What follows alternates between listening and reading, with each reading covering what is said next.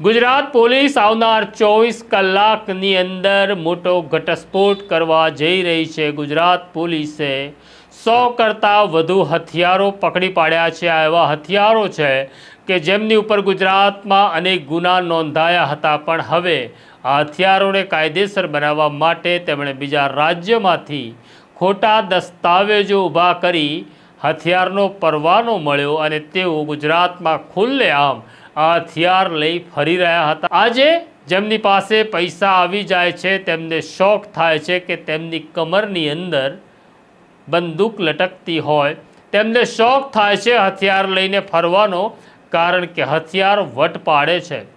પણ ગુજરાતના એવા લોકો પણ છે કે જેમની ઉપર અનેક ગુના નોંધાયા અને ગુના નોંધાયા પછી તેમની પાસે પૈસો આવ્યો અને પૈસો અઢળક આવ્યો। અઢળક પૈસા આવ્યા પછી તેમના મનમાં રહેલો પેલો કીડો છે જે હથિયાર રાખવાનો, વટ મારવાનો, તે સંતોષવો હતો।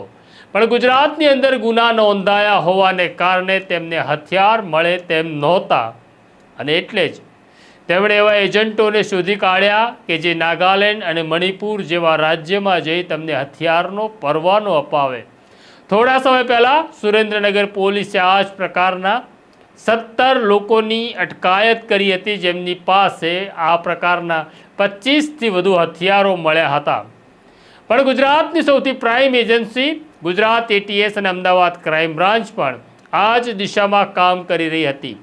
ફેબ્રુઆરી મહિનામાં ગુજરાત એટીએસને એક જાણકારી મળે છે કે ગુજરાતમાં 200 કરતાં વધુ એવા હથિયારના પરવાના છે જે લોકોને ગુજરાતની અંદર ક્યારેય હથિયારનો પરવાનો ન મળે, પણ તેઓ પાસે હથિયારનો પરવાનો છે, તેમની પાસે ઓલ ઇન્ડિયા લાયસન્સ છે